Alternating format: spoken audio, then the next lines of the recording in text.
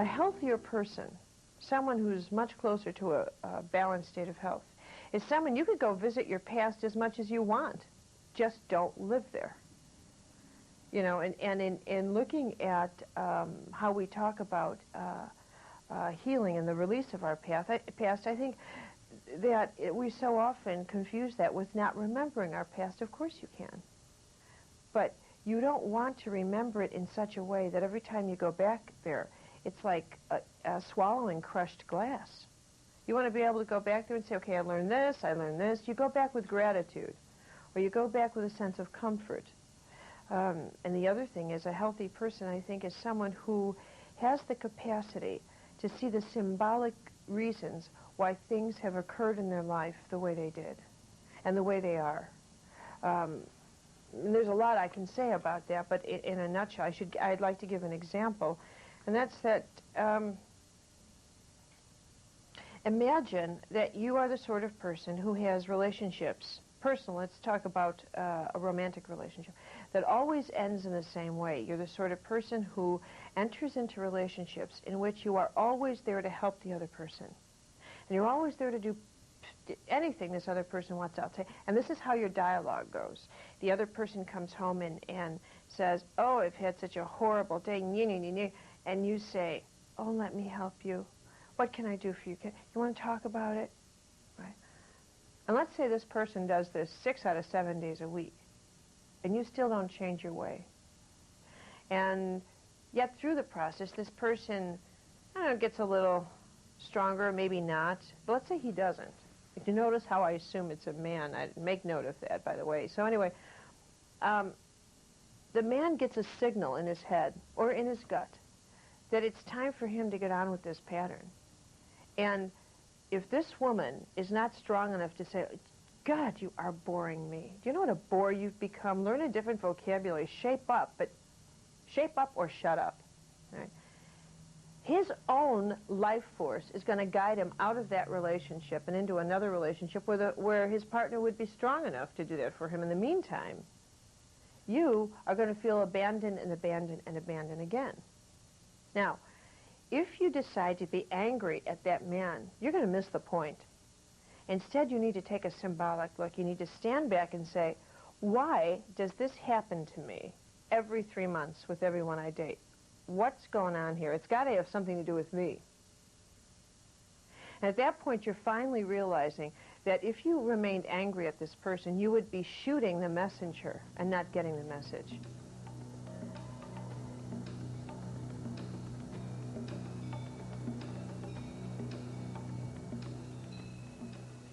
We are now into the territory above your waist, and we're into your internal reality. Down here, of course, is your external. I want you to keep that in mind because there's such an intriguing difference between these two worlds.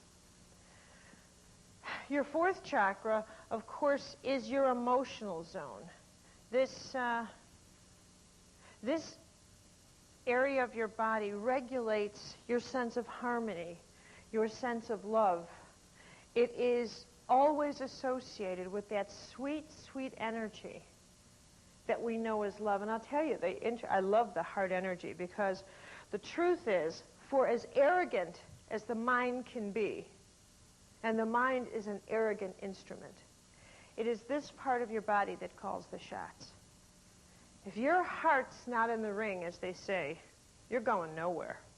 I don't care how much the mind wants to push a project. It just will not work unless your heart's in it. This is mission control. Which is why, you know, to learn the energy of the heart, you want to learn it in the most sophisticated way that you can. And I mean spiritually sophisticated. I don't mean I don't mean romantic sophistication. I mean spiritual sophistication. This is also your center where you cope with forgiveness. Now, you know, forgiveness is another. I personally think that the majority of people would rather sleep on a bed of hot coals and then get up and be impaled before they would forgive somebody. It's that unattractive an idea. But we have to talk about it because the reality is healing is the journey of forgiveness. And that's just the way it is. What do you think pulling unplugging your circuits is all about, if not forgiving? I mean, forgiveness, quite frankly, is simply giving up the illusion that things could have been or should have been otherwise. It's no more than that. The fourth chakra sits right between your bottom three and your top three, as if to say, you cannot make safe passage into the upper decks of your consciousness unless you manage and go through the initiation of the heart, which is to learn the true meaning of what it means to understand love, not just loving another, but what love is all about, that love is our way to tangibly touch the life force. Right? That one of the greatest acts of self-love is, in fact, forgiveness. It is not a favor we do to somebody else. It's the greatest thing we could... It's really, forgiveness is the most selfish thing you'll ever do. Because what you're actually doing is you're unplugging from a part of your past or from another person that says, I'm so tired of financing you with my energy. I'm taking it back because what happened between us happened. I simply am not interested in financing that memory anymore. I'm going to let you go. Okay? That's. So this is how we want to understand the fourth chakra as its central power place.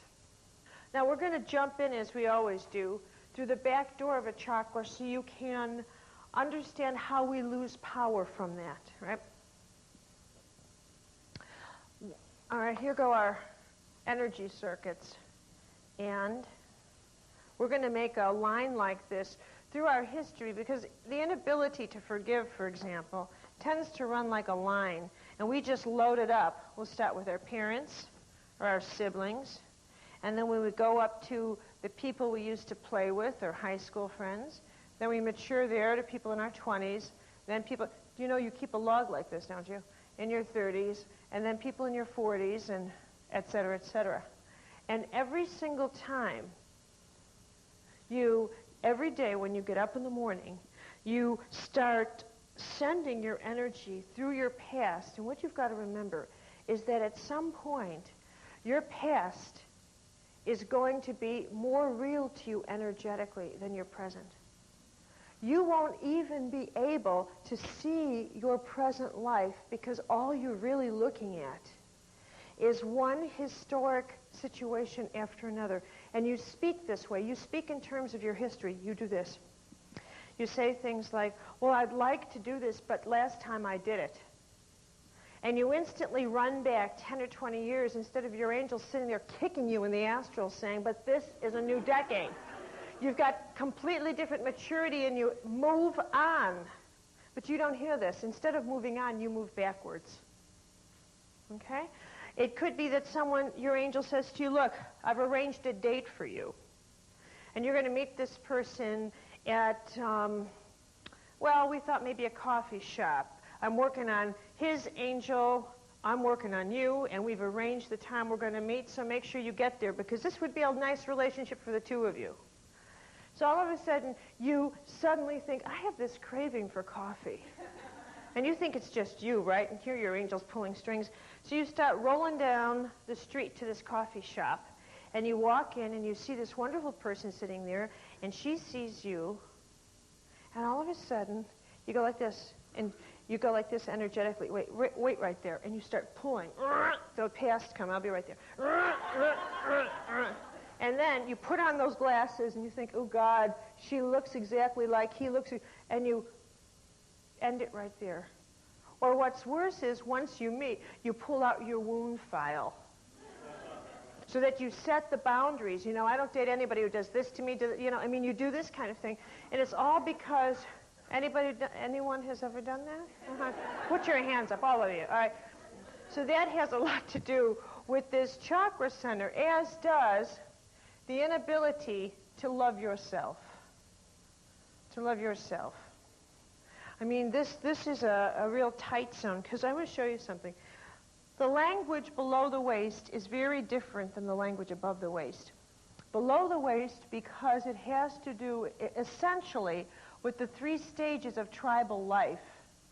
In below the waist language, the word self only is connected to ish. Okay? Selfish. But when you get above the waist, you put the ish on the other side, and you have self-development, self-fulfillment, self-care, self-love. Your tribe says selfish, selfish. But you're into a whole new concept of what the self means, of what it means to develop self. If it's not this, it's not that kind of thing. It's the journey of self-exploration, willing to look into your shadow side as well as celebrate the light that's in you. This is that part. This is also your center of what it means to love others. And, of course, you're going to start, we all do. Don't I talk like I'm not subject to this, but I am. We all start with loving each other, learning what the meaning of love is in this sort of tribal way, that we can only love people that look like us, walk like us, talk like us. Then we get to the second chakra, we can only really love people that we can sort of control or who have some influence, some connection to our physical security. Okay? We will tell ourselves we're in love with someone, even though we don't love them, because of their finances.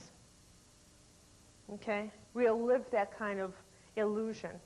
And we work love up to the fact where we try to mature love into what it means to love a person. And we'll go through conditional love, and then we start the journey of unconditional love, of what that means. And that is also a part of the lessons that we learn through the 4th chakra. This is, of course, one of the most, like all of them, each chakra has its own way of draining your energy. But you can lose a lot of money on a business deal, or you can have your 17 cars stolen from you. None of that will drain you of the same energy so much as a broken heart, or a heart that's been violated in some way. Because this is the energy that talks to you about whether or not you like being alive. I don't care how much you own, and neither does your spirit, by the way. And that's what you've got to remember. Your spirit is not actually interested in counting the gold that lies in the bank. Your spirit prefers the gold that comes from the hearts of other people.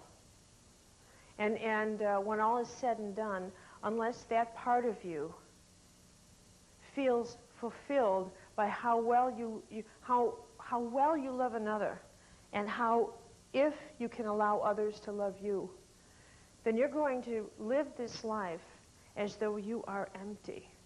Totally, totally empty. Okay? Now, let's move on to the positive side.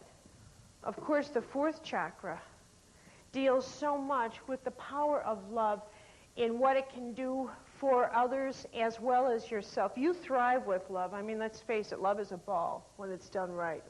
I mean, is there anything that's more fun? Right? We want to add to this the healing power of love. I'm not sure, quite frankly, that people who lack self-love are very successful at healing. I suspect they're not. And the reason is because the lack of self-love contributes so much to the depletion of the body. The fact is you have to have some degree of self-love to heal your body, all right, of self-appreciation, and that's part of the power of this. The energy of compassion plays an enormous role in the mature heart. Shall we say, let's call it the mature heart. And that the energy of compassion is so powerful because at this level, as you mature, you get past the difference between self-pity or pity toward others and what it means to truly have a compassionate energy. And to love someone enough, and this is very much the positive side of love, where you can love someone enough to let them suffer if that's what they need to do.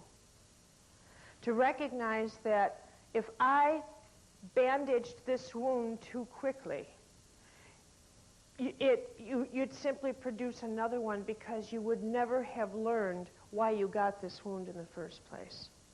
I've got to love you enough to let you hurt.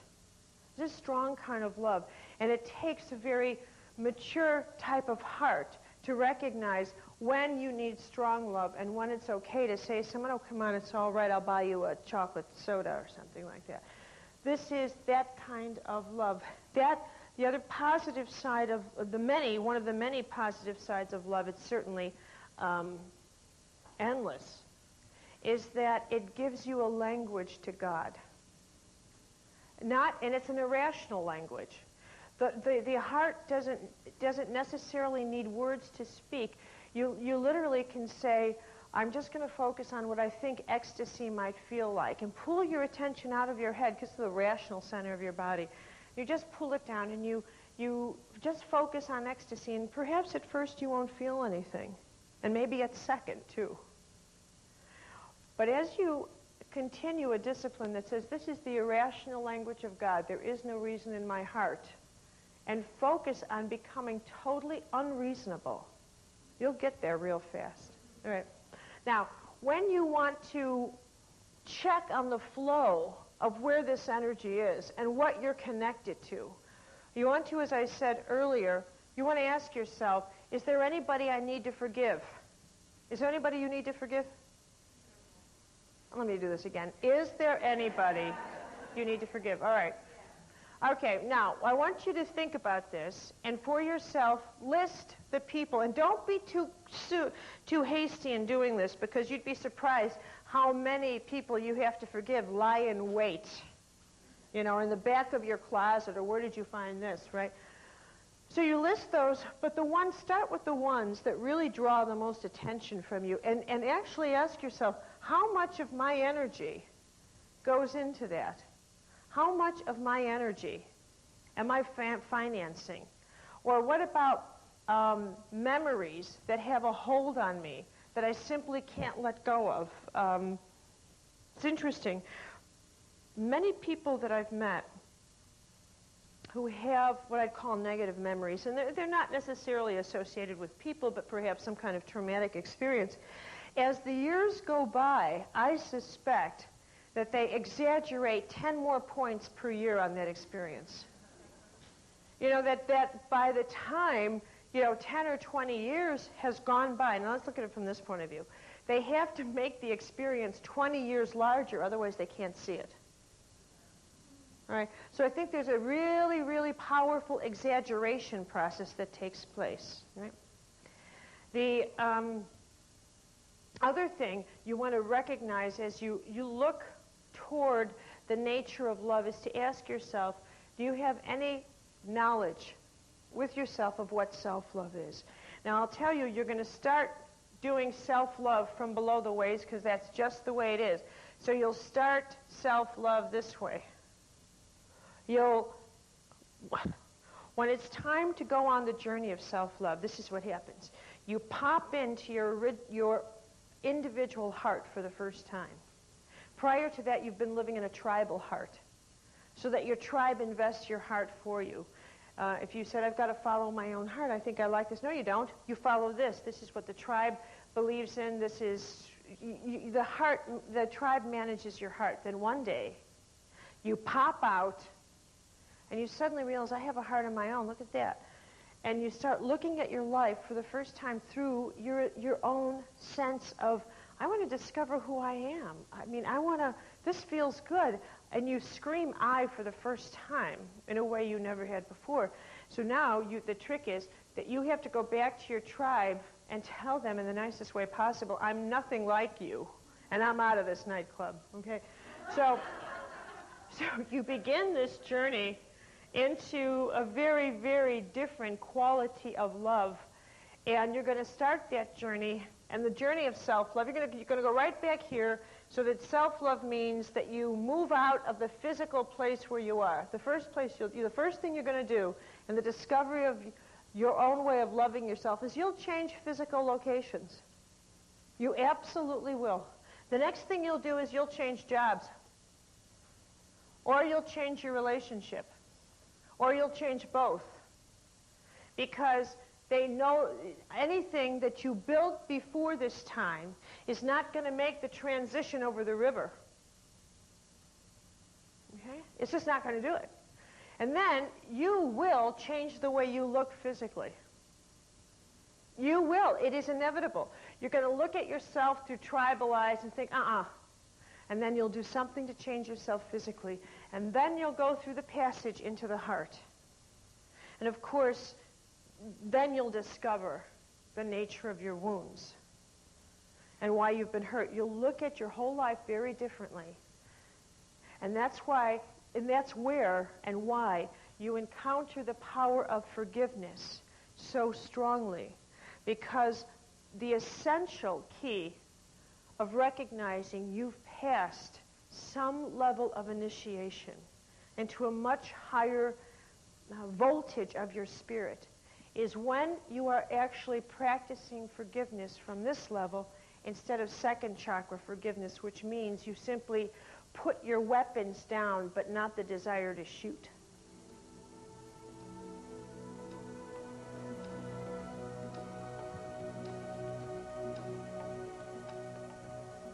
Now I want to take you into the fifth chakra. This is your center of will.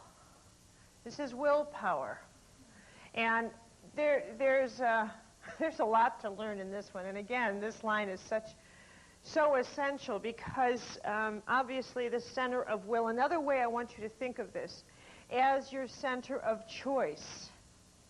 You know, the power of choice, what it means to make a wise choice, what it means to take responsibility for the choices you make. You think of it as this way, that what directs your energy circuits to the targets that they go to are the choices you make. This is what sends your energy back. Just like it's the power of choice, the power of will, that causes you, that allows you to have the, shall we say, vibrational stamina to get your energy out from something. Now, just as an example, I want you to focus on something that has your energy captured, that you simply can't unplug from. Anything you want, a relationship, I don't care what it is. It's irrelevant, because once you're plugged in, you're plugged in. But think of something that's really big, okay? Now, we're going to talk about your willpower. And we're going to talk about your power of choice. And when I say 3, unplug and make it forever. 1, 2, 3. Are you unplugged? No. Now that gives you, all right, that gives you a notion of how incredibly difficult it is to train this part. And here's the other reason. It's because our first encounter with will is below the waist. It's totally below the waist. That's why when it's so easy for our understanding of will and our understanding of the fifth chakra is tied to our ability to speak up. Okay? It's very hard to learn to speak up for yourself. It's very hard to learn how to represent who you are and establish your boundaries. It's just very difficult to do that. And our willpower has an incredibly intimate relationship with our second chakra. And the reason is we first encounter, you see, when you're in your first chakra, more or less, your tribe controls your will. You know, so you don't have a whole lot of conflict at that area. The conflict doesn't develop until we get to the second chakra, and the second chakra meets the fifth, and therein lies the conflict. Now, your first definition of willpower will be your ability to control others. That's willpower 101. All right, and you'll measure your success by tribal standards. The tribe will measure your success. And we'll say that you have a strong will by the amount of territory you've amassed in your first chakra. In terms of how many people you've put in here and how much money you amassed, this is your will zone. Okay? And that's why this controlling center has so much impact. Your center of control and the use of your will to control others is also tangible below the waist. And so you can feel and sense it. Now, this kind of willpower cannot help you heal. It is not possible. It's totally not possible. It also is reflected in the quality of choices that you make in, say, the negative side when we reverse it.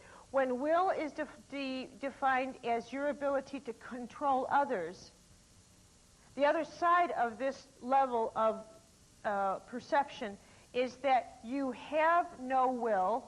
It's given over to somebody else in order that you be controlled as one of the members living in this group. See what I mean? You give over your control to this person so that person manages you.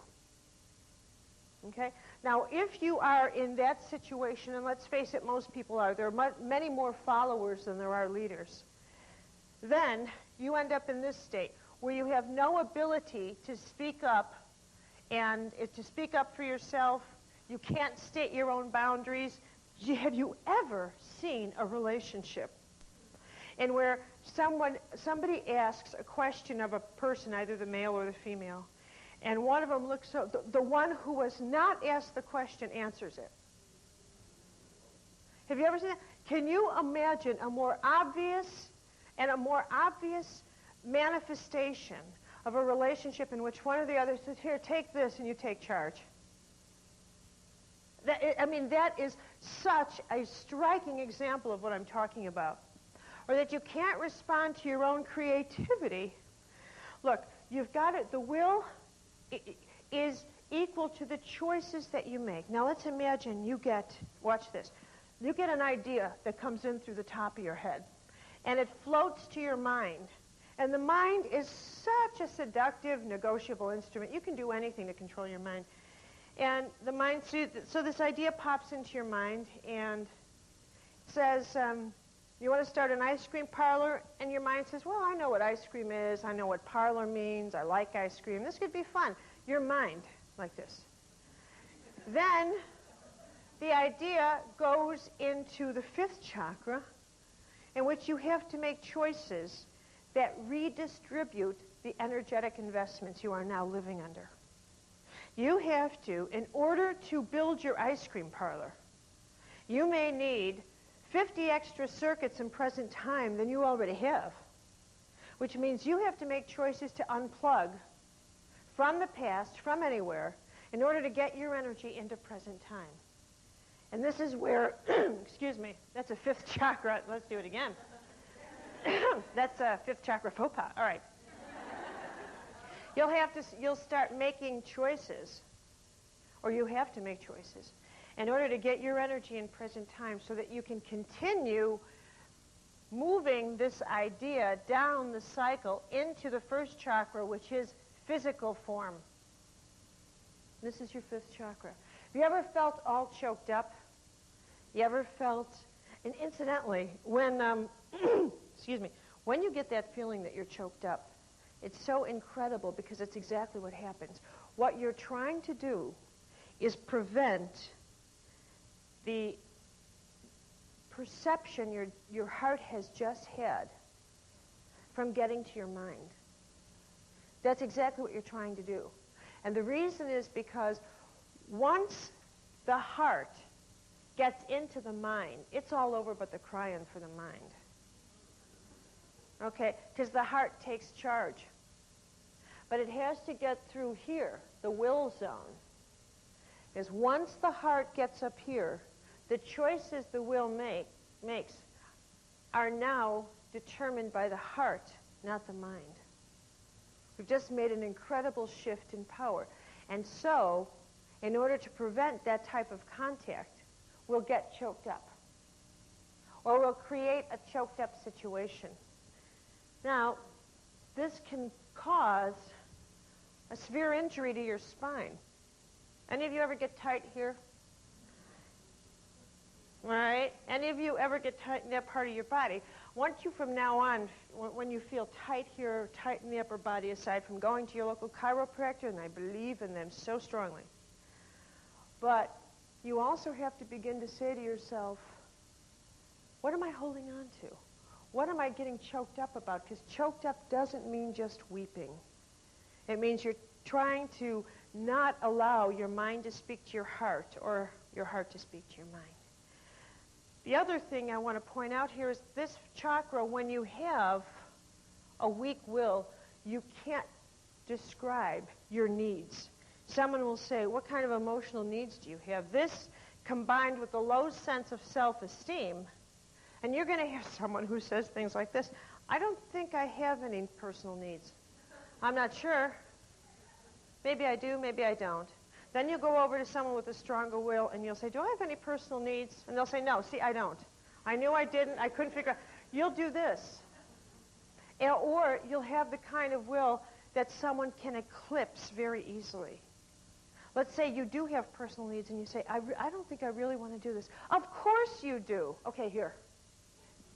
And then what happens is you leave that situation absolutely hating yourself.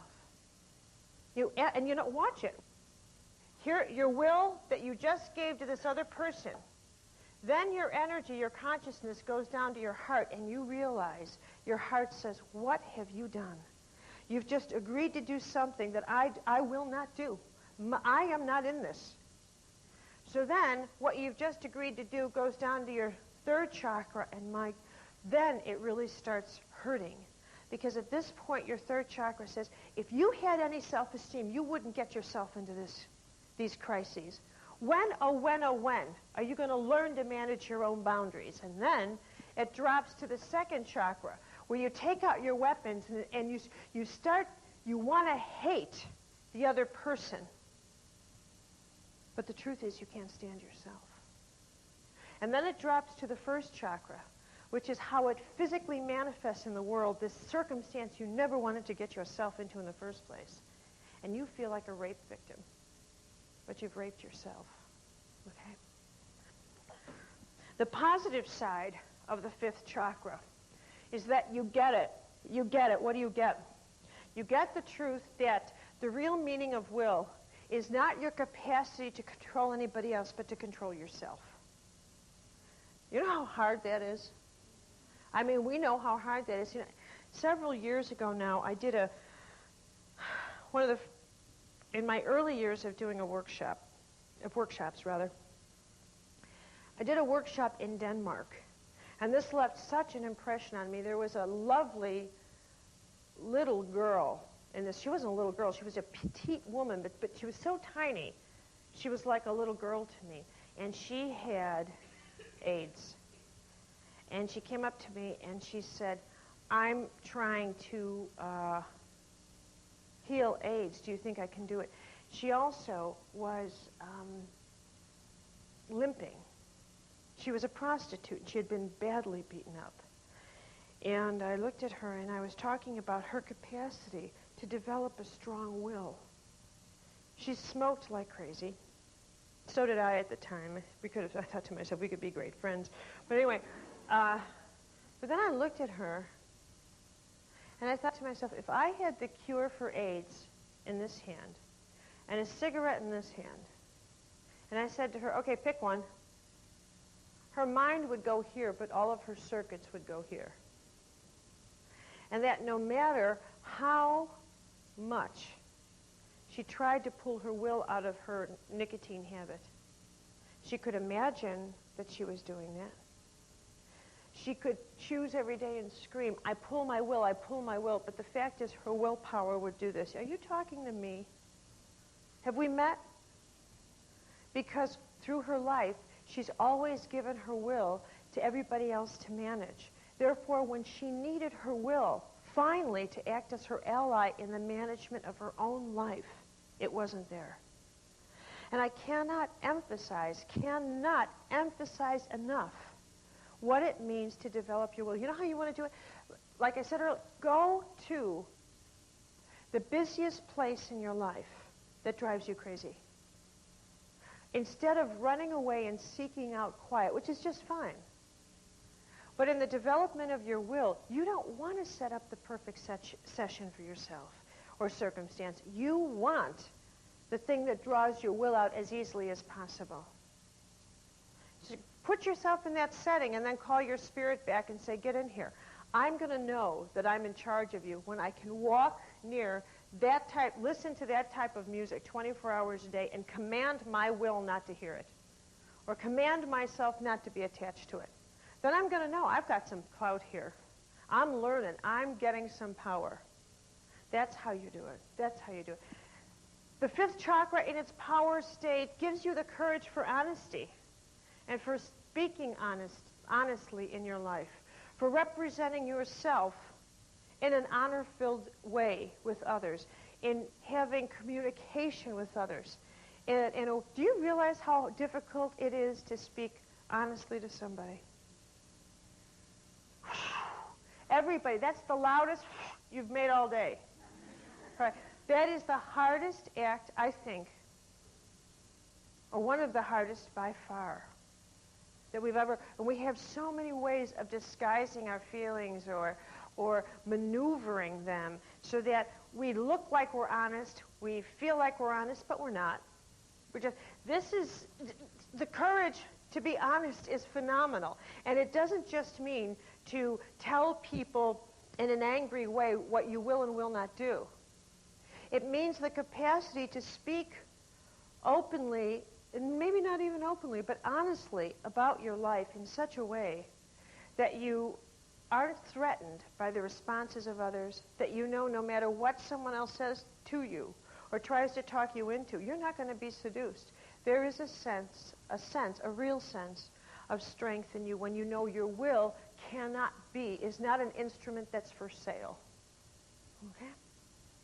Then you have it's easy for you to state your boundaries and without having to fight a war for them. You know, people who I've met, and there's not a lot, but the people I've met who've had the strongest willpower have not had to speak about it. Pun intended.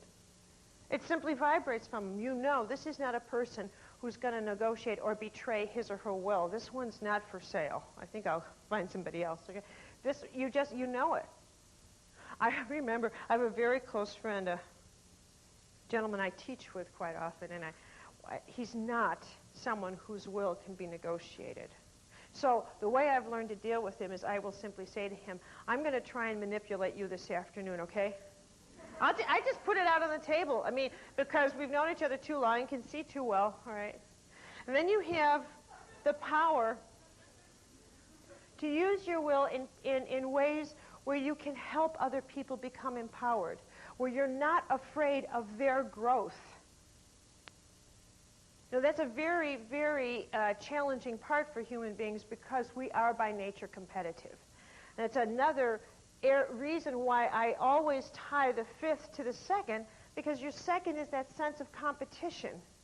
And it's so easy for us to withhold our will in such a way that we don't want to give a circuit of our energy over to another lest they start running faster than we do. Right? But if you have that sense of inner will, that sense of inner guidance that tells you, my life is not in that person's hands, but in my own. And not only that, there comes the spiritual moment when you say, not my will, but thine. Where you finally take this instrument out, this just given you lifetimes of headaches, and instead of giving it to everybody else, you say, oh, I've had enough of this. You take it.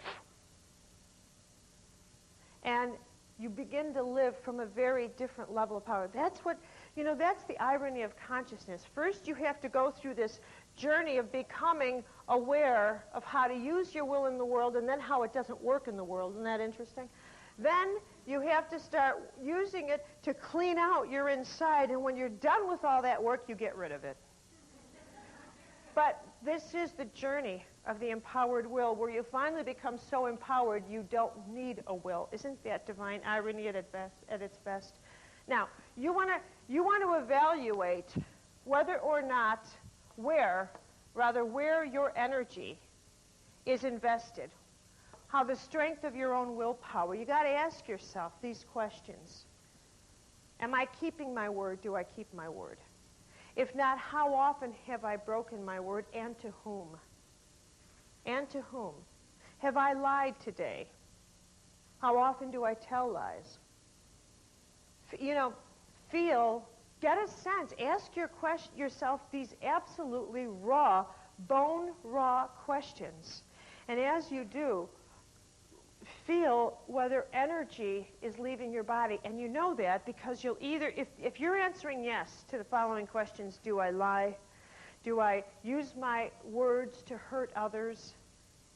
Do I speak dishonestly, or am I able to express myself honestly? Whichever, you ask yourself either way you want to speak to yourself. But if when you ask yourself the questions about the negative side of will, like, have I told a rumor about someone today that's simply not true? And you feel that energy of shame rush through you, or that energy of heat. Shame is a very hot energy, right? It doesn't feel cool. It feels, you actually flush with heat, and it goes through you. It's fire.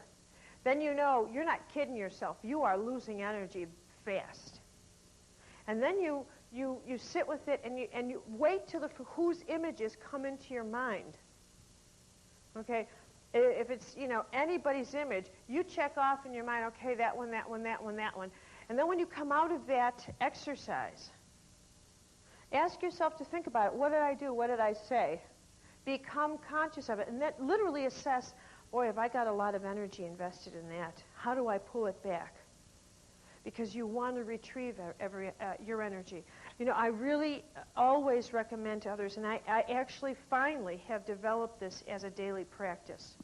Isn't that interesting? I mean, I can teach about it. I've taught about it all over the world, and I didn't even do it myself. How do you think I felt when I got to this chakra? But anyway, but I finally have it down as my own discipline. And actually, I do it partly for the amusement of it. Like, where am I? I've let myself. It makes me feel like a loose cannon on deck. But I like to check in the evening and in the morning what I'm plugged into. I like to become aware of how fast I'll plug myself in to somebody's something, and I can't get myself unplugged from it. I mean, I like to become aware of these things. I mean, how many of you, for God's sake, can even unplug from a homemade cookie? I mean, we're talking about major league unplugging here, but let's put it in proportion. Do any of you eat cookie pieces? Because that myth, cookie pieces have no calories. So you piece your way all through a whole roll. Oh yeah, I've been there, done that. Going there, we'll do it. Okay.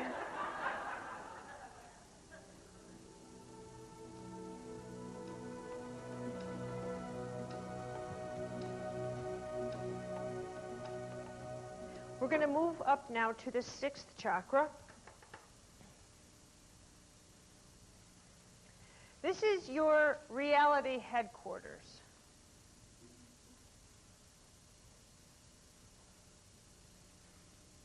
Reality headquarters.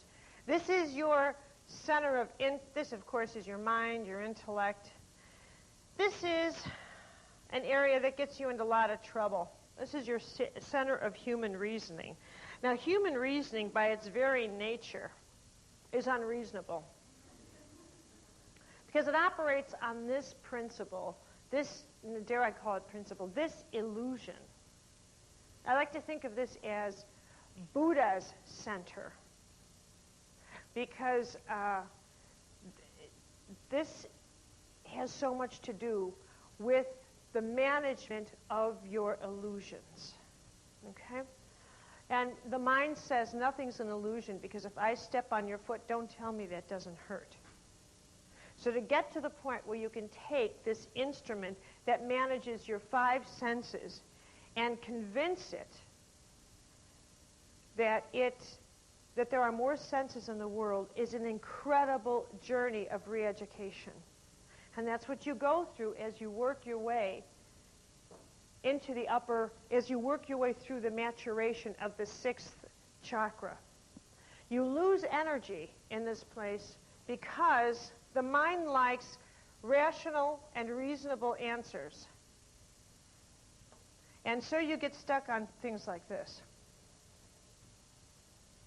How many of you have said to yourself, I'll move on with my life if I only could figure out why that happened? Any of you ever do that? All right. If you could only have a reason that makes sense to your mind, then you will take up your bed and walk. But until the mind has a logical, mind you, logical reason that includes the following, none of it was your fault. It won't go any further.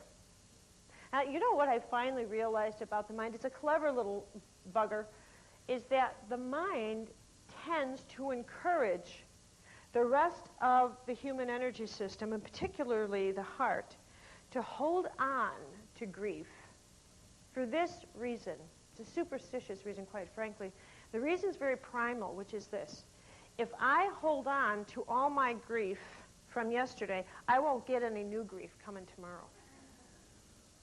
Okay? So I stay locked in, and the mind keeps supporting this by giving me self-righteous reasons why I shouldn't forgive. And the self-righteousness just works its way all the way down. And then I am absolutely certain, because of my primal tribal belief in God, that our notion of human reason is the same as God's. This is the only difference, is the mathematics. If we are just people according to the law of an eye for an eye, then God is 100 times as just, but he still works along the logical lines. If we are supposed to be loving, then God is all loving. It's just logical. So, God operates according to our legal system. And that's how the mind likes it. Because then we can figure out how much does it cost to strike a deal with God so that we don't have to go to court. You know, it's this kind of thing. That's how the mind likes it. So that when you go on the spiritual journey, so much of the journey is the dismantling of your rational mind in order to allow the irrational, miracles, angel conversations, time travel, bilocation, the manifestation of the divine instantly into your hand to happen. Those are irrational acts. Now, this is an illustration of the closed mind. It almost speaks for itself, doesn't it? Now, and this, mind you, is so significant to issues not just of healing your body, but healing patterns that you've gotten yourself into in your life. Like, how come I can't make any money? How come every single time I've started on a creative project, I've fallen flat on my face? I want to know, is there a logical reason? No, there's no logical reason. There'll be a different kind of reason. There's this kind of reason. And you've got to have an open mind to get to the irrational. If you look for the rational reasons, you'll go this way. You'll take your sight and you'll go down here below the waist, because you will look to blame everybody else for why you've had failures in your life. Have any of you ever blamed anybody for something in your life? Okay. Instead, and so as a result, when someone offers you higher perceptions, like coincidences are really meaningful, there are many paths to healing. Healing meaning healing patterns that deal with the breakdown of your finances or your physical world or whatever, or why that part of your life has, in fact, disintegrated according to a higher level of reasoning. It may just have been time, but from your perception of human reasoning. You say, I'll determine the time. You know, one of the richest things a nun said to me, was, this was right before I graduated from college. And the college I went to was also the mother house of a group of nuns. And they had a beautiful chapel. They still have it, right? So I liked praying in that chapel. And shortly before graduation, my senior year, I was in there, and Sister George was coming out. And she was short, but don't kid yourself. Right? She was a powerhouse. And George, I always thought George was sort of a half a quart short until I realized this woman had a quality of spirit in her like I had never seen before. I mean, you'd see her in the spring smelling flowers, and she'd go into ecstasy. I always thought she didn't have a mind, but she didn't, but it was the right mind not to have. All right. So she anyway, she comes out of the chapel, and she says, oh, Carolyn, you know, it's student graduation, and you know, we make that kind of chit-chat. And then she says, what are you going to do after you graduate? Do you have any plans? I pulled out this list. Well, first, I'm going to start with winning the Pulitzer Prize, and then go on to the Nobel, and I'm dead. I'm going to live in Europe. I want to be an investigative news reporter. I want to do this. I want to do that. She looks at me, and she starts laughing, and she says, do you know how to make God laugh? And I thought, weren't you listening to me? And she said, tell him your plans. Okay. So, all right, and then there are more than the five senses. You see, this physical reality likes to work with five senses because if it's tangible, then you know you can maneuver it. But the closed mind is such a limited object because it's like carrying dead weight that continues to look for a reason that you won't see. And you know why you won't see a logical reason? Because a logical reason won't help you. The heavens set up circumstances for us, not so that we can find the logical way out, but so we will require the illogical. It's the nature of divine paradox. You're praying for guidance. Watch how the mind works in the guidance center. You pray for guidance.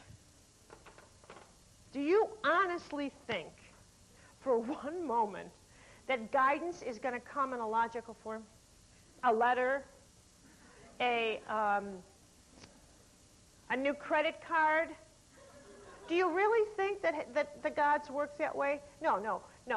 Heaven will always give you an illogical form of guidance. And I'll tell you the way heaven speaks. It works in paradoxes. What looks small is really big. What looks big is really small. I.e., the proverbial, the strength of a mustard seed can pull down a mountain if you really understood what strength is. Okay? So you look at what the power of the open mind is, and you see that the open mind recognizes that coincidences are not only meaningful, they're messages. So the next time you're in a situation where you think, I'm really wondering what's happening here, or should I do this, or should I do that? And you walk around and you bump into someone who says, I thought you should move to New York. I was just talking to someone, and you were just thinking, should I move to New York? Now, if you have a rational mind, you'll blow that off. But if you have an irrational mind, you'll sit down and think, I've just had a synchronistic event. Someone's talking to me. Look alive, look alive. And you begin to say, here it is, I'm getting a message. The guidance center's on. Start looking for illogical things. Don't even consider looking for logical. There are many paths to healing. Don't just look for the obvious. Look for the ridiculously unobvious, okay? Where you can stop measuring what's effective by whether or not you can lift it up or taste it. Instead, you realize, it would be very effective for me just to literally do this, walk, talk. You know what I do when I feel the worst? I play the 60s music. I love the music from the 1960s. It reminds me of very, very, very happy times in my life. I love the lightheartedness of the music. And so it absolutely feels, I love that rhythm. I love the Beatles. So it works. That's one of the ways. For other people, they say, let's go into the country. Leave me alone. Put on the 60s. And that works for me.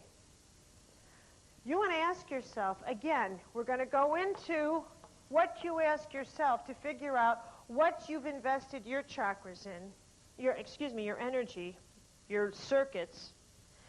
And that's, are you more rational or irrational? You know how you want to know? Yeah. You ask yourself, do I need details before I make a move? And if so, what kind of details? Do I need to know all the financial paper?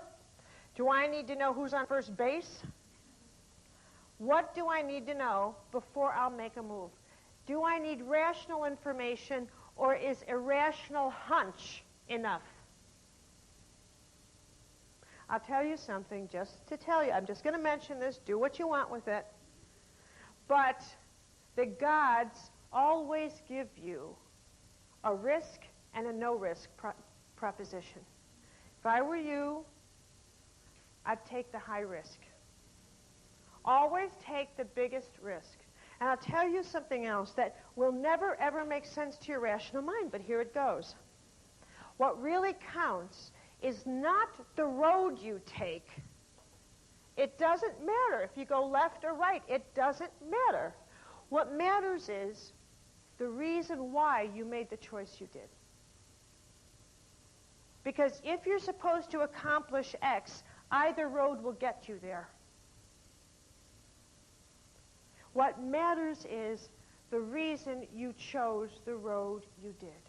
And if you decided to choose a road because it looked safe and all the things that requires, what you've chosen is the road of no faith. Okay? And if you decided, all right, I'm taking a risk, my ball's in your court, I'm going, you've chosen the route of faith. And in that route, you can expect one synchronistic experience every 3 hours. You can expect help out of nowhere. You literally have the power to sit down one evening and say, all right, God, you listen to me. I got a payroll to make on Friday. I've got this, I've got that. So what I need is 3 synchronistic acts and possibly 1 miracle. I'm going to bed. Right? I got to tell you that. You don't have to pray 3 times for the same goal. So I remind you again and again and again, please take this advice to heart. Take it to heart. Got the map? Take it to heart. You've got to squeeze past your will because you've got to convince your 5th chakra to have the courage to make totally irrational choices. But remind yourself every single day that it's not the rational choice that counts. Now, I'm not telling you to go out there and do stupid things. I'm telling you to look alive and that you're going to be offered a risk and a non-risk. And what you need to do is not evaluate what's on the outside, but whether or not you have courage on the inside. Now, what you want to ask yourself are those type of details.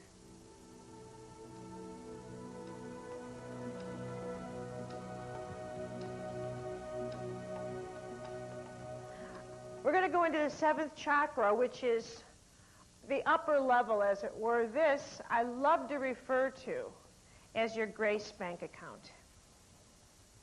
This is where you store your prayers. Isn't that a nice way to think of it? And this is where prayers for you by others are stored. Isn't that a lovely way to think of it?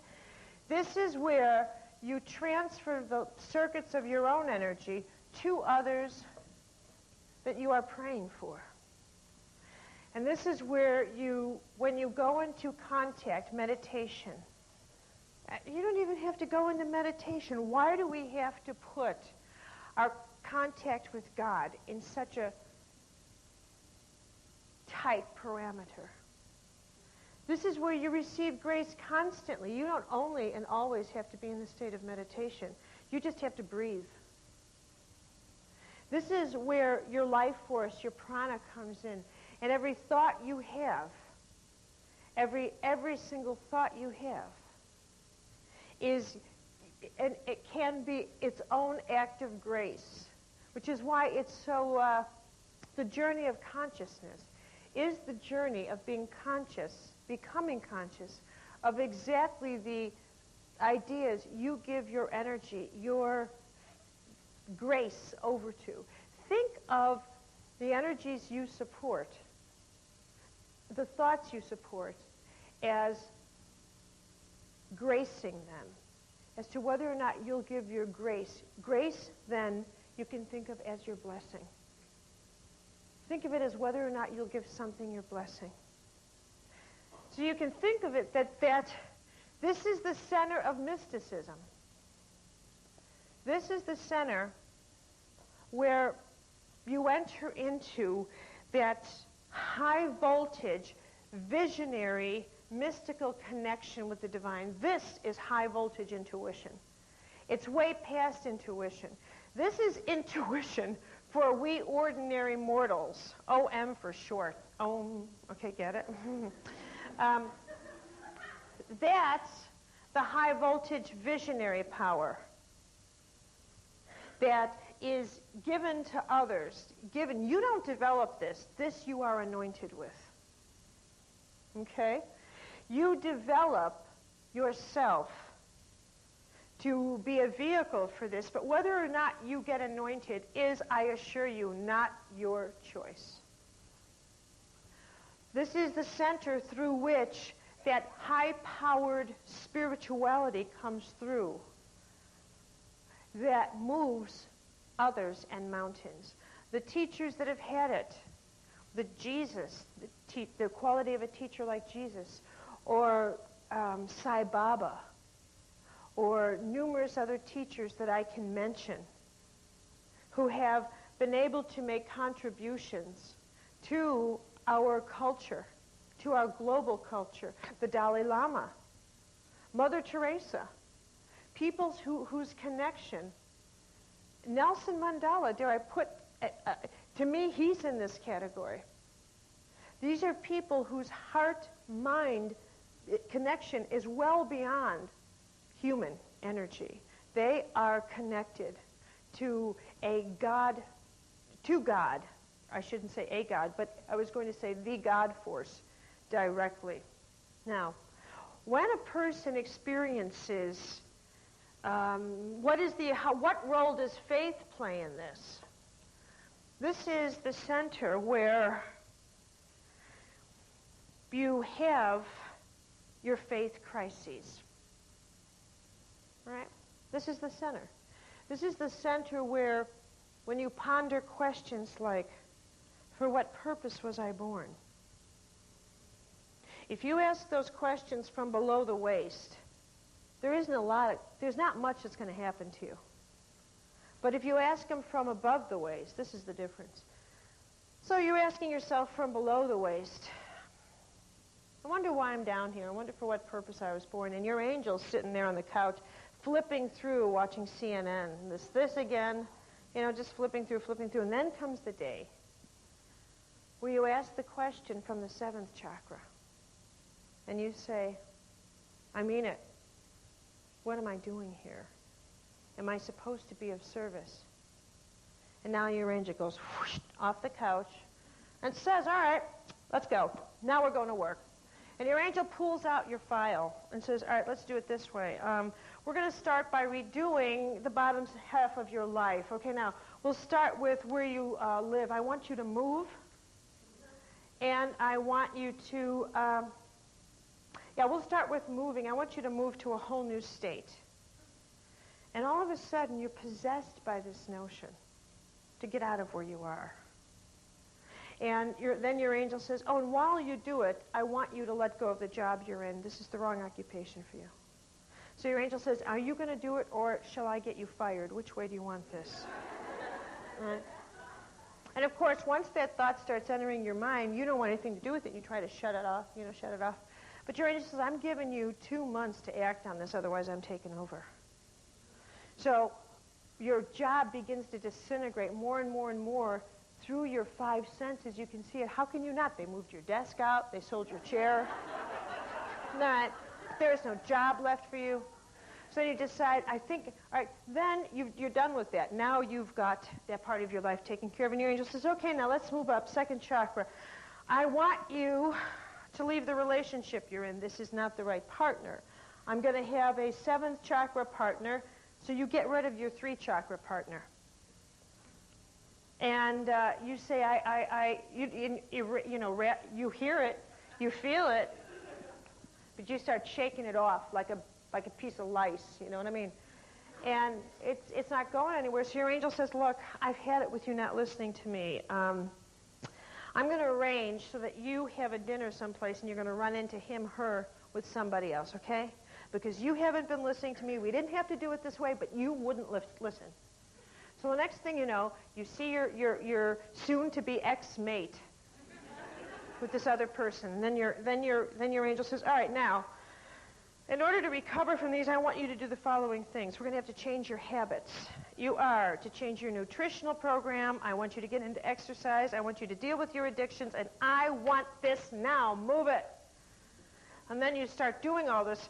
You start with the yoga. You start with your whole life. But what you're doing is you're preparing for ascension. You're preparing for ascension so that you really can work in this other area of your energetic system in a high enough way to where you can work from the visionary energy that comes into all of us, not so that you see huge visions, but so that you can live beyond the state of illusion.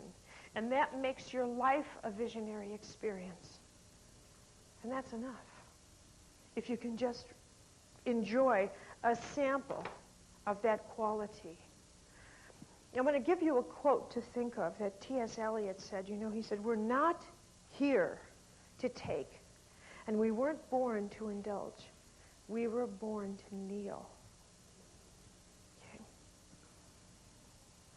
Now, the lack of faith, quite frankly, I'm not sure there's a worse experience. If I had to list the worst experience that there is to live a life without faith. I mean, I can't imagine anything worse. Think of it in a tiny molecule form. Imagine that you lost faith that this flashlight would work again on your next trip into the basement. You realize how nervous you'd be from that? Now try living a life without faith. Think of it as though all of your circuits of energy are pouring into you and falling right out. They have absolutely no direction because you don't have a sense of what faith is, what you can put faith into. You don't trust anything. Everything scares you.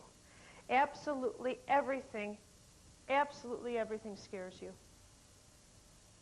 And so you picture yourself like this, and I think when you have faith you cannot not have faith. It's not possible. But when you don't have faith in a positive way, you will automatically have faith in a negative way.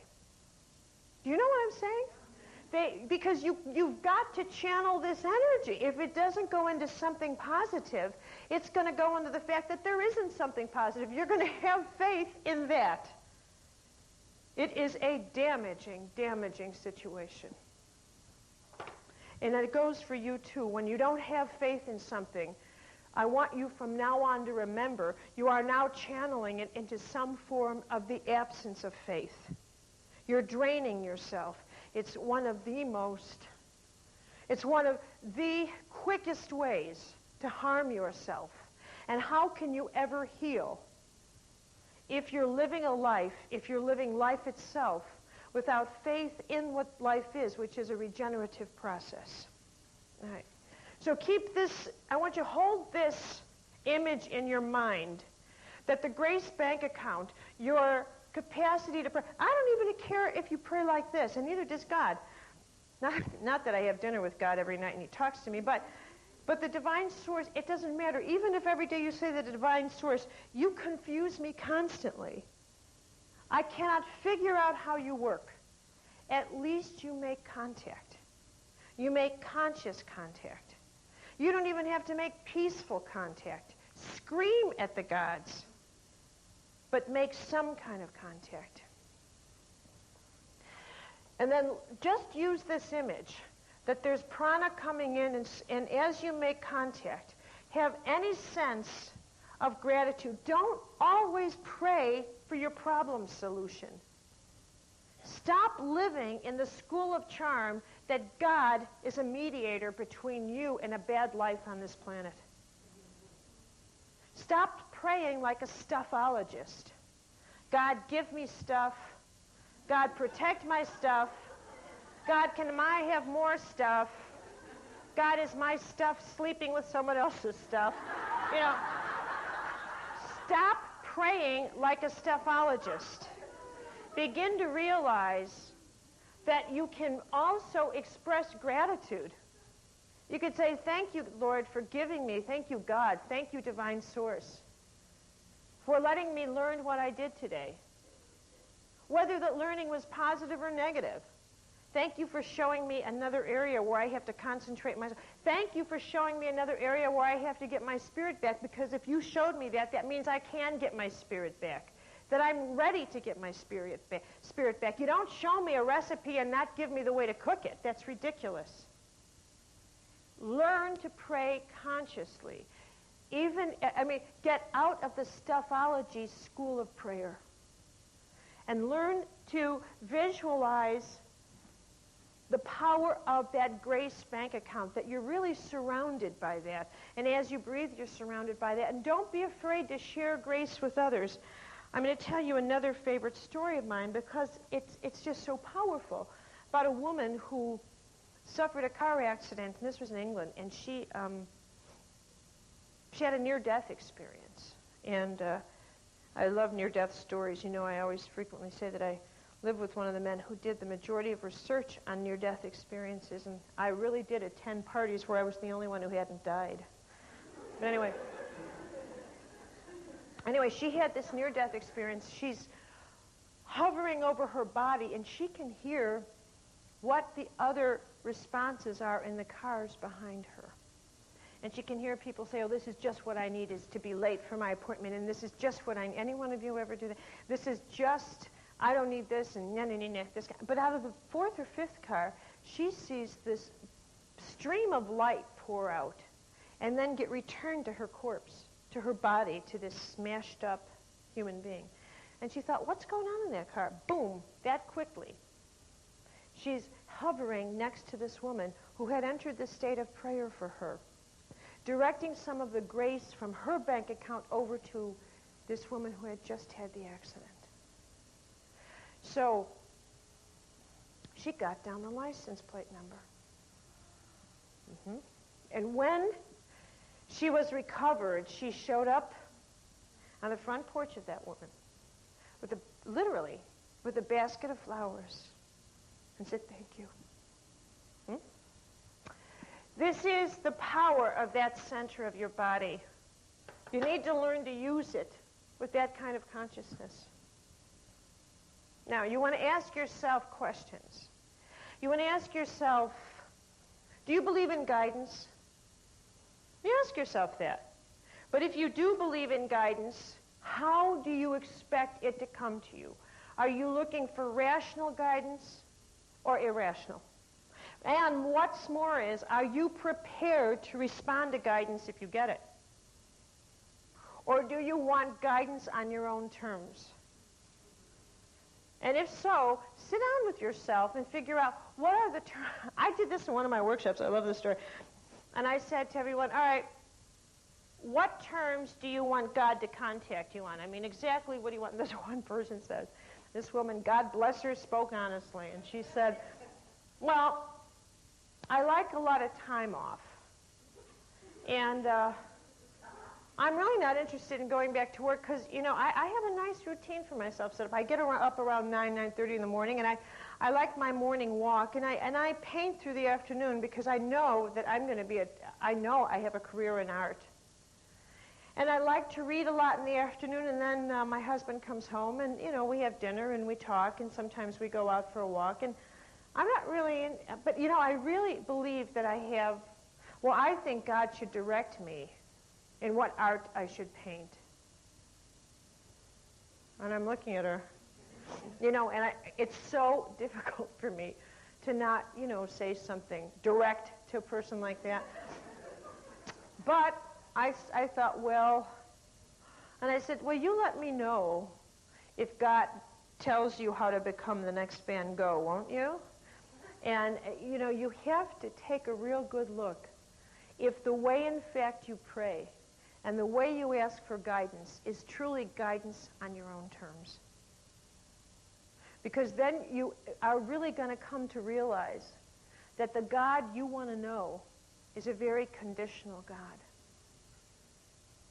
All right? And that you want to take a look at as well, because if you wonder exactly what guidance is, and you realize real guidance, the kind of guidance that comes fast and furiously, is the kind of guidance that only a person who has no conditions can receive.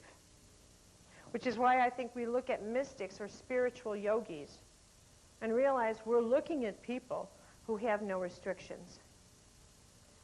You want to ask yourself, do you feel a connection to God?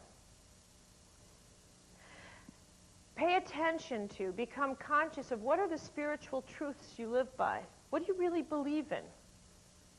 What are these patterns of God? What do you want God to be like?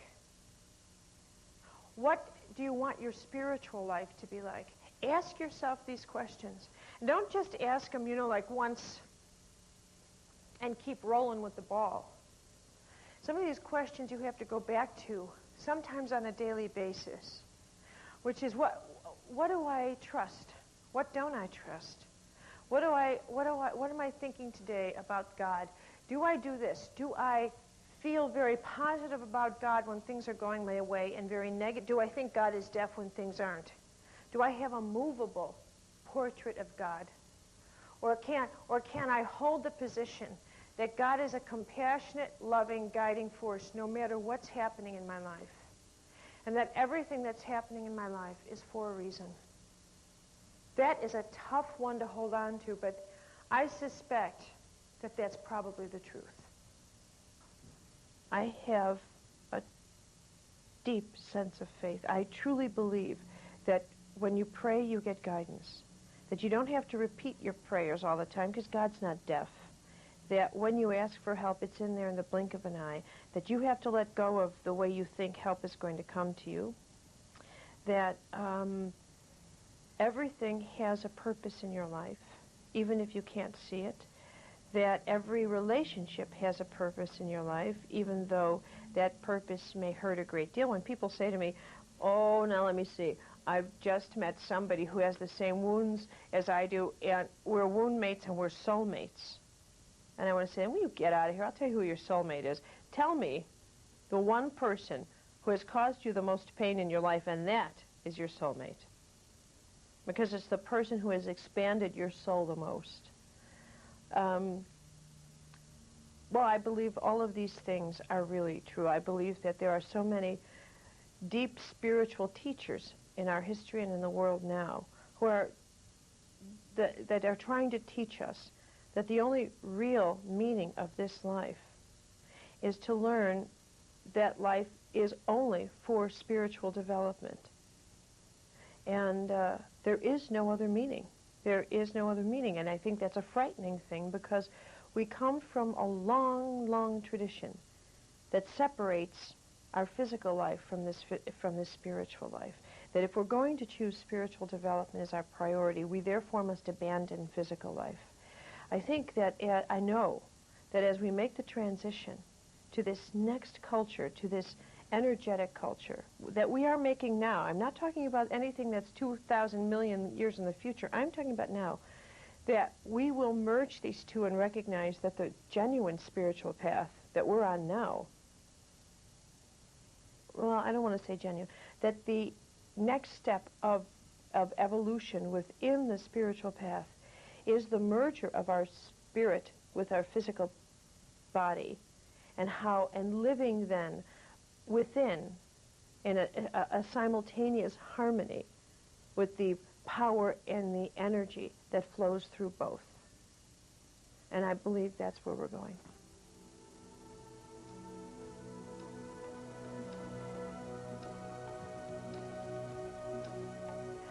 The last thing I want to share with you is the significance of doing a daily personal inventory. I can't emphasize enough how crucial this is to your health and to your healing process. And again, in terms of the journey of consciousness, this is what it's about.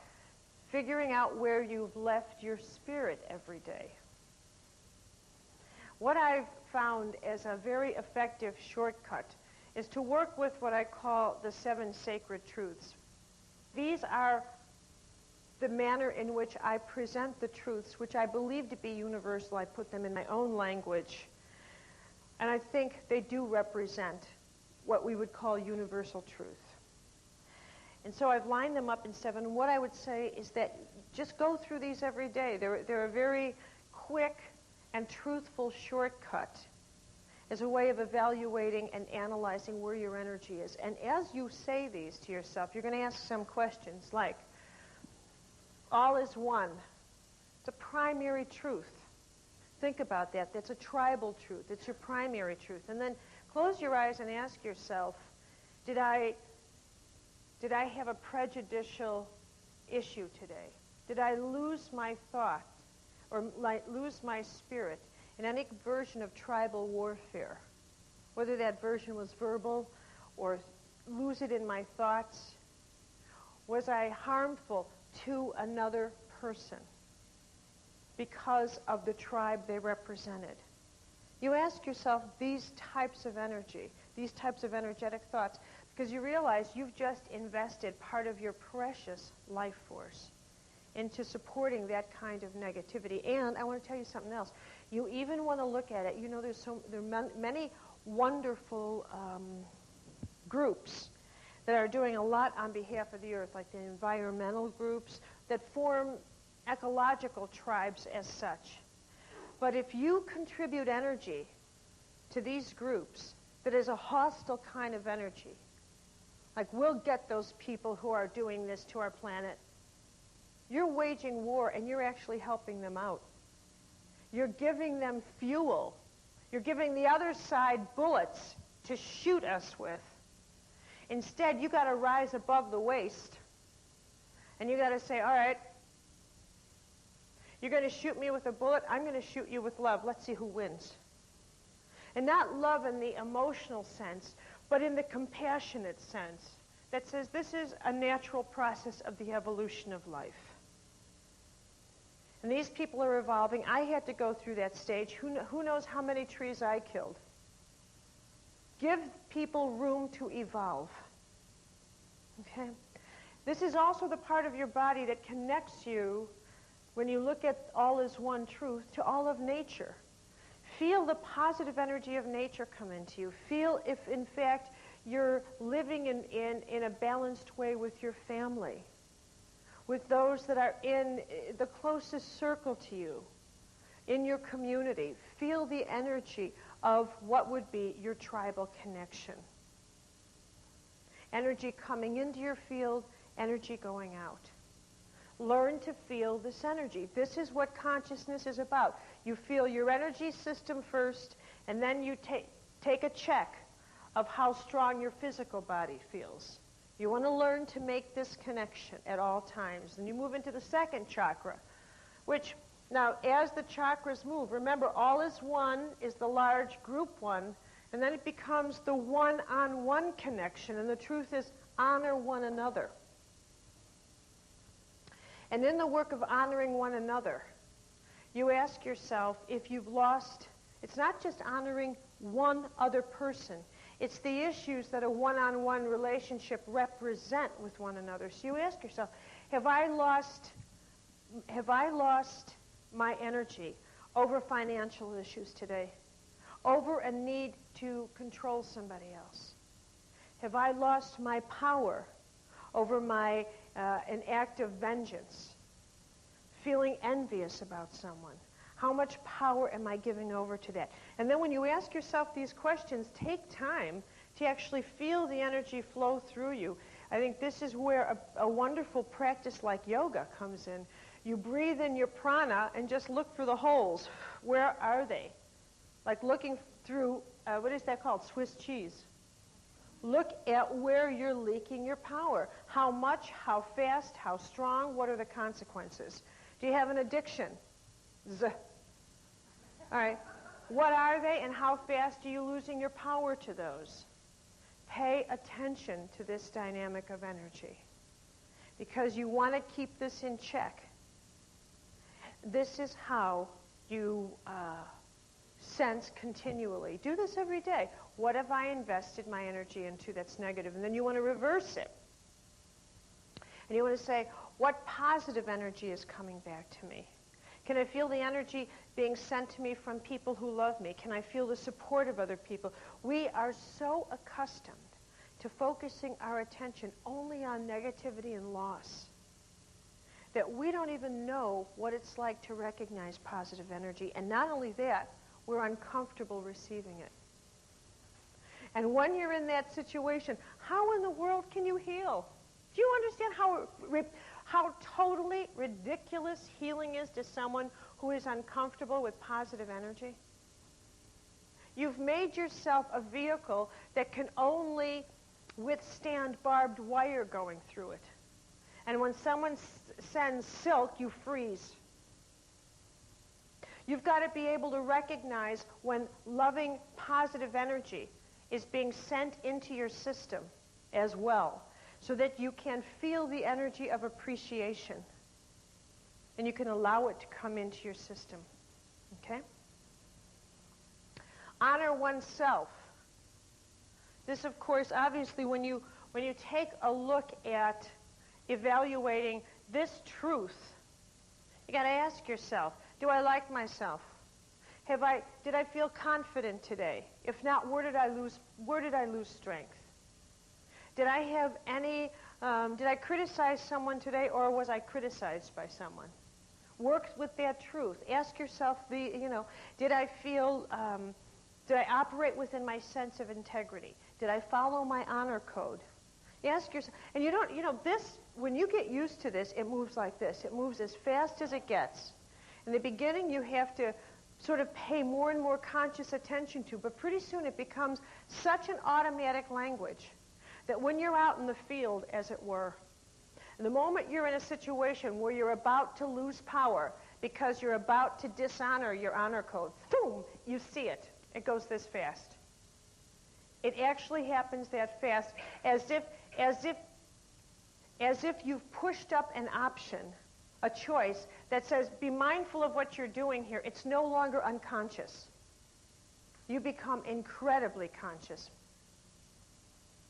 The third one. The fourth one is love is divine power. That's almost self-explanatory. You live in this belief of love, so you got to ask yourself, did I act through love? Did I dwell on my heartaches today, or in the health of my heart? Did I appreciate how much love I could carry in myself, or how much love was taken from me because of my past life experiences? Do I keep draining that?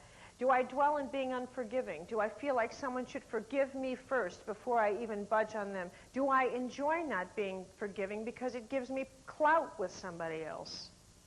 Ask yourself these questions. How much energy am I losing over this? Do I simply not want to forgive because it's serving my purpose in some way?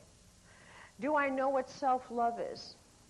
What does that mean? Am I getting closer? Have I gotten past the stage where self-love means self-indulgence? Am I moving toward a level of true self-respect? You move through that truth. All right? Then ask yourself to consider, what does it mean to surrender my personal will to the divine? And again, you ask yourself, am I praying with a private agenda? Am I praying with conditional surrender to God? Do I really want to surrender my will, or am I still caught up in the illusion that I'm in charge of my own life? Do I speak honestly with people? Have I made choices today that reflect what I believe my purpose in life is? Have the choices I made supported my spiritual life or interfered with it? And literally at that point, you want to close your eyes, and you want, with every one of these, you want to add the thought, I'm calling my spirit back. I am choosing consciously to retrieve my spirit, to call my spirit back. Act in a conscious way. Even if you don't feel that energy come in instantly, act in a conscious way to say, I'm calling my spirit back. I will not allow my spirit to leave my body that easily anymore. And breathe it in, breathe it in. And at first, I'm telling you, you won't necessarily feel this visionary electrical charge pour through you. Because part of the process of getting your energy back is becoming disciplined enough to stick with a practice. You don't earn the degree by attending one class. All right? You got to work for it. You got to work for it. And with every year that passes, you get stronger and stronger. And pretty soon, you develop a fluency in it. You move to the next one. It says, seek only truth. This is a delicious one to live by. Because you ask yourself again and again and again, do I believe things that are true or truth? Do I make up things in my mind that serve my journey in this lifetime? Or do I really live by that which is truth? Do I judge others? Do I send my energy into harsh judgment of other people? Have I decided what's best for someone's life because it suits me? Am I releasing my energy in that way? Do I honor others by being able to honor the secrets they've asked me to hold for them? Do I literally live by situations in which I can see the struggling of other people and I'm able to pray for them in a clear, open way without using, the blockage of my intellect to decide they deserve this? Am I able to transcend my sense of what justice is and release it to the wisdom of God? That's a tough one, and you ask yourself that. At the same time, you ask yourself, am I open to new ideas, or have I become literally and metaphorically a blockhead? Where I don't want new ideas. Am I clinging to a tiny reality because it makes me feel safe? Right? Do I call myself open-minded, but in fact, I'm not? And I like new ideas to flow in at a certain speed, because the slower I keep them, the slower the slower I allow them in, the slower will be the changes in my life. You calibrate the speed at which your life changes by the speed with which you allow new thoughts in. Am I making sense to you? It's one and the same. So if you're afraid of fast evolving, if you're afraid to evolve fast, you'll slow down the speed with which you allow the new in and get rid of the old. You'll cling to the old even though you know it's not truth. But you'll hold on to it because it slows down how fast your car can go. Okay? Let's go into the seventh. Live in the present moment. Dump the garbage every day. Evaluate, am I carrying something in me that I don't need to have anymore? Am I holding on to old baggage? Am I carrying the dead with me? What form of the past am I still holding on to that I need to let go of? And you evaluate that, even if the past was 2 hours ago. If it happened a minute ago, it qualifies as past time. But if you go back 2, 3, 5, 20, 80 years, and you're still holding on to it, you need to have a long conversation with you. And when people tell me I incarnated, I had a lifetime 600 years ago, and I'm still trying to resolve this, they expect me to applaud their revelation? And I'm looking at them 600 years, and you're still working on this?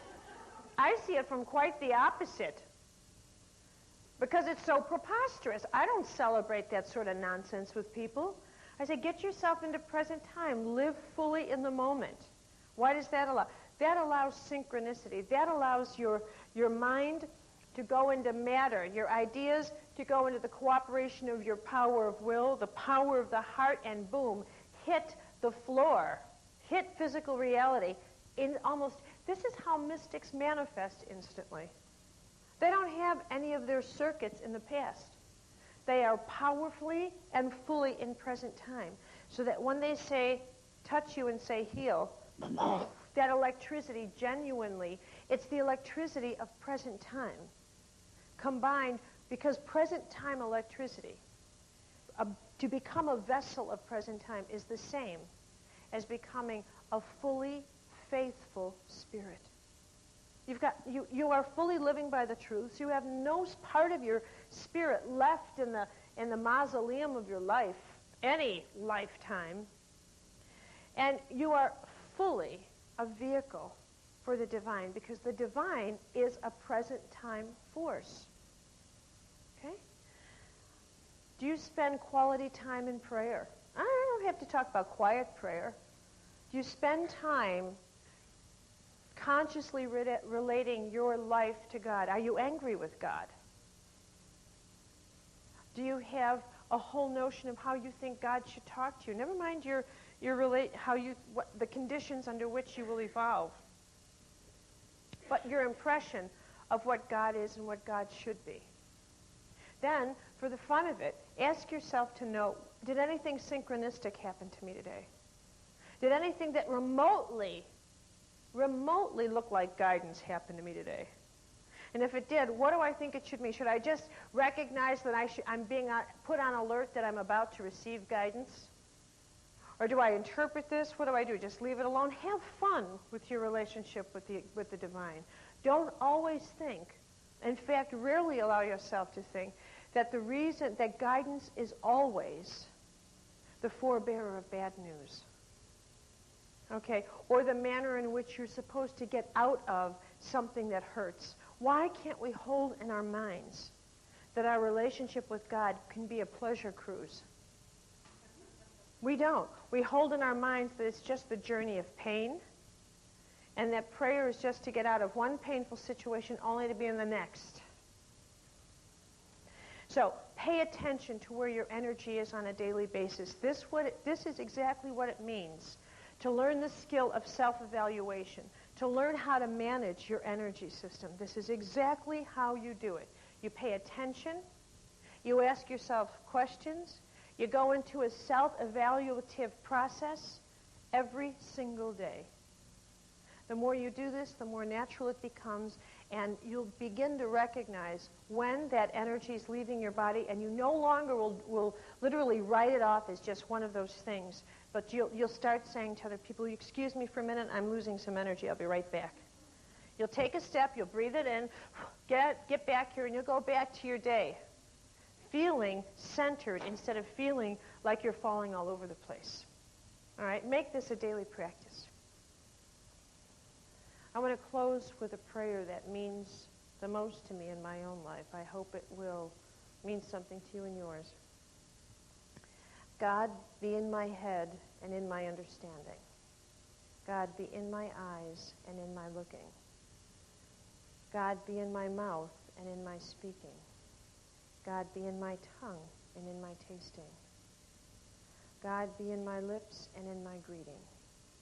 God, be in my nose and in my smelling, inhaling. God, be in my ears and in my hearing. God, be in my neck and in my humbling. God, be in my shoulders and in my bearing. God, be in my back and in my standing. God, be in my arms and in my reaching, receiving. God, be in my hands and in my working.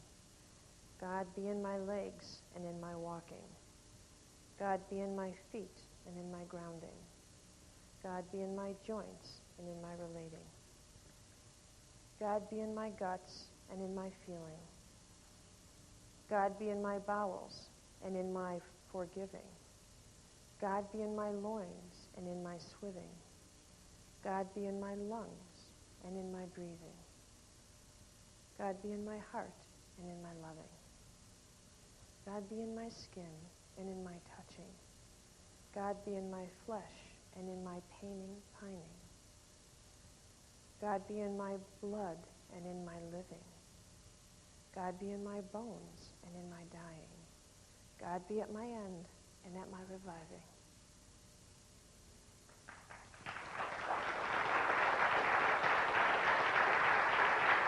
Thank you.